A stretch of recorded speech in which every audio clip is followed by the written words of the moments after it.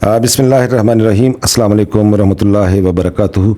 ډیرو ګرانو قدرمندو کتونکو او اوریدونکو زم د صوبه خیبر پختونخوا نه صاحبزاده سہیل جاوید. ګرانو کتونکو په دې نن ویلا کې باز نن د تحریک انصاف کې چې کوم د اختلافاتو خبرونه دي په هغه حواله سره به تاسو سره یو څو خبرې کوم. خو دې نه مخکې به تاسو ټول ملګرو ته دا خواست کوم چې زما دا چینل سبسکرایب کې، لایک کې، کمنټ کې او شیر هم کې. ګرانو کتونکو څنګه چې ما وی چې په دې ویلا کې به نن موږ د خیبر پختونخوا کې د تحریک انصاف کې د اختلافاتو حواله سره او مرکزی سطح باندې چې کوم اختلافاتو د دې حواله سره به یو څو خبرې کوم او د دې پرانا کې چې کوم صورتحال پیدا شوه دي په هغه باندې هم یو څو خبرې تاسو سره کوم. ګرانو کتونکو څنګه چې تاسو ته پته پاکستان تحریک انصاف کې اختلافات او په مرکزی سطح باندې د وخت موجود دي او په صوبایي سطح باندې هم د وخت د اختلافات مونږ ته ښکاري. په مرکزی سطح باندې تاسو ته پته ده چې شیر افضل مروت چې د پارټي کې د عمران خان د گرفتاری نه پس غیر متوقع طور باندې یو شهرت حاصل کړي او په کارکونانو کې مشهور شو احتجاجي سیاست حواله سره او کمی خبرې چې په کوم انداز کې باغی کولی ظاهر ده چې په پبلک کې هغه ته ویلکم شو او د عمران خان په عدم گرفتاری کې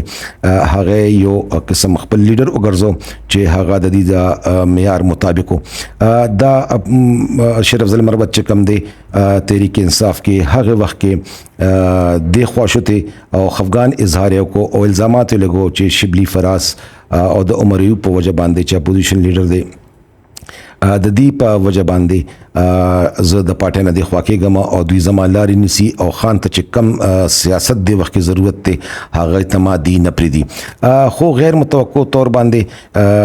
تیر ورځ عمران خان په ډیرا جیل کې چې کله سماعت ته رالل نو شیر افضل مروت ته هم د هغې ملاقات شو او چې کومې ګیلې شکوې ویلې کېږي دا چې هغې لرې شوې او شیر افضل مروت خو دې پورې وي چې ما خو ورته لاس ورکړه خو هغه زه عمران خان چې کوم دی راتره غاړه باسلم. نو د دې دا مطلب دی چې د شیر افضل مروت او د عمران خان چې کوم اختلافات وو یا چې کوم شکوک و شبهات وو یا کومې چې ګیلې شکوې وي هغه لاړې ختمې شوې او شیر افضل کلو طور باندې دا اعلان وکړو د دې ملاقات نه پس چې یاره اوس په زه احتجاج کومه او سم احتجاج به کومه او د دې آغاز به د لاهور نه کومه. نو په دې حواله سره به هغې دا خبره هم وکړه کو فرض کا په مستقبل قریب کې داسې د 9 مئی حواله سره داسې څه خبره کیږي یا څه اقدام کیږي په ملک کې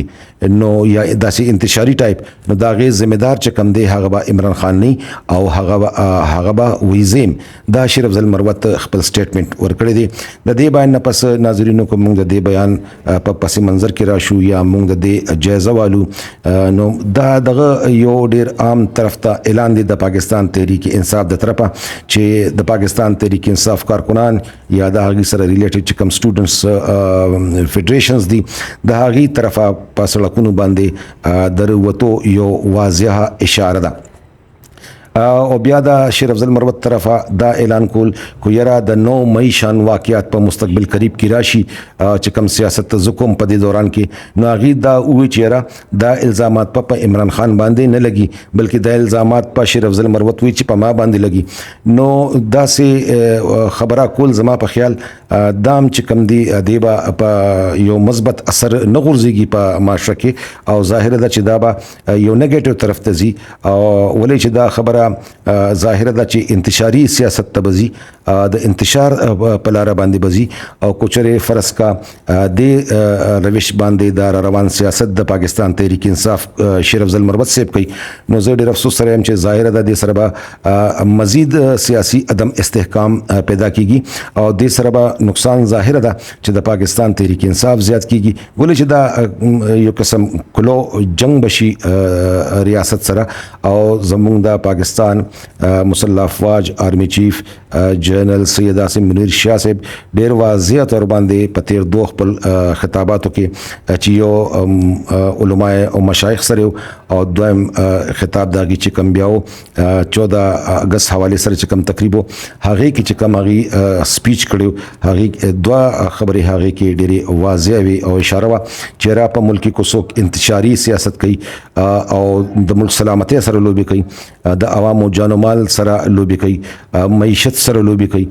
نو ظاهره خبره ده چې ریاست په مخامخ راځي مخامخ پودريږي او ریاست په د خلاف جنگ کوي اغي دې سره سره دام هم اشاره ور کړی و چې را والدین د خپل هغه بچي چې کم په کالجونو کې دي کم په سکولونو کې دي هغه خپل بچي پوي کې او چې را تاسو جلسه جلوسونو ته بارتا د سیاسي پارټو علاقار نه جوړيږي او خپل سبق باندې توجه ور کوي او خپل بچي دی وان کی دغه شان سکولونو تم سه هدایت جاری شوی دي چې را سټوډنټس چې کم دي احتجاجي سیاست حواله سره دي خپل رول نه ادا کوي او والدین ته دی ویل شي چې خپل بچي چې کم دي هغه د انتشاري سیاست نه لری ساتي ولې چې څوک انتشار په ملک کې ظاهر خبره ده چې ریاست په دغه جواب ورکړي او د پاکستان آرمی چیف جنرل سید عاصم منیر صاحب ډیر واضح تور باندې ویلي دي نو زما په خیال شیر افضل مروت صاحب دا اعلان چې کوم دی دا په داسې وخت کې چې ملک مخکنه د عدم استحکام شکار دی خصوصا سیاسي عدم استحکام ملک شکار دی دغه شان زموږ ملک چې کوم دی د وخت کې یو معاشي صورتحال چې کوم دی د دا ډیر خراب دی او په ملک کې معاشي بحران موجود دی د سره سره ډیر بدقسمتانه